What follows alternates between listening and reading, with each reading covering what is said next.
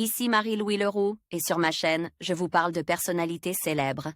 Cela peut être des stars contemporaines ou des figures célèbres du passé. Abonnez-vous si ce sujet vous intéresse. Et maintenant, passons à la célébrité du jour. Bonjour à tous. Dans cette vidéo, je vais vous parler de Patrick Chenet, un acteur et réalisateur français dont la carrière s'étend sur plusieurs décennies. Nous allons explorer ses débuts, ses rôles marquants au cinéma et à la télévision, ainsi que son impact sur le paysage artistique français.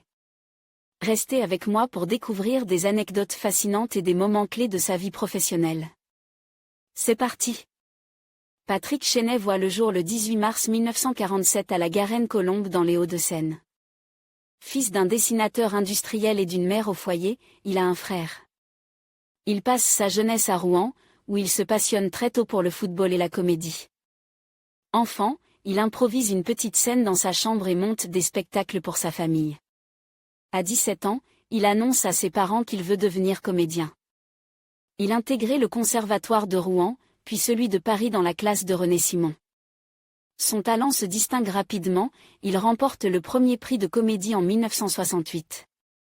Le jeune acteur débutait sa carrière sur les planches et interprète les rôles classiques du répertoire de Tchekhov à Molière en passant par Shakespeare, pendant une dizaine d'années. Au cinéma, il fait ses débuts dans le film de Jacques Rosier, Les naufrages de l'île de la Tortue, sorti en 1976. Durant la décennie 80, il enchaîne les rôles atypiques à un rythme effréné, Premier voyage, L'empreinte des géants, La provinciale. Les sacrifies, Les cigognes n'en font qu'à leur tête, en 1989, sa carrière est consacrée par le César du meilleur second rôle pour sa prestation dans La lectrice, 1988, aux côtes de Miou Miou.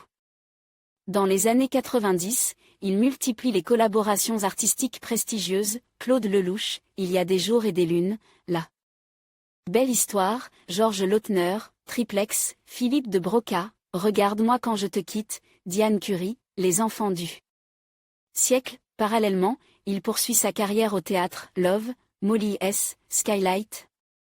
En 2000, Patrick Chenet passe derrière la caméra pour réaliser son premier long-métrage, Charmant garçon, qui lui vaut le prix du meilleur réalisateur au Festival de Saint-Jean-de-Blues.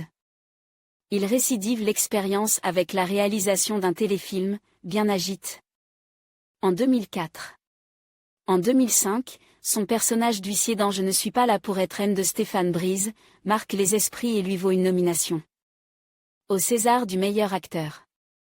Acteur prolifique, il ne cesse de tourner et d'allonger sa filmographie, Le prix à payer, Héros, Une chanson dans la tête, Le code à change, Tu seras mon fils, Les beaux jours, juillet-août. En 2018, Patrick Chenet est à l'affiche de la piste Tu te souviendras de moi, des films L'Empereur de Paris et At Eternity's Gate, et de la nouvelle série de TF1, Insoupçonnable. Côté vie privée, Patrick Chenet est père de 3 enfants, Émilie née en 1984 de son union avec Josiane Stolru, Ferdinand Nehan. 1986 de son union avec Coralie Seyrig, et Victor né en 2003 de son union avec Odile Roise. Son fils N, Ferdinand, décédé tragiquement dans un accident de la route le 13 octobre 2006 à l'âge de 20 ans.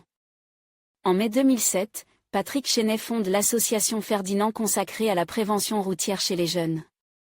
En septembre 2008, il publie Il est où Ferdinand, journal d'un père orphelin. En 2016, Patrick Chenet et Josiane Stolru se marient après 39 ans de vie commune. En conclusion, Patrick Chenet est un acteur et réalisateur talentueux qui a su marquer le cinéma français par sa polyvalence et son charisme. Avec une carrière s'étalant sur plusieurs décennies, il a su s'imposer comme une figure incontournable du 7e art. Que ce soit à travers ses rôles dramatiques ou comiques, Chenet continue d'inspirer et de captiver le public.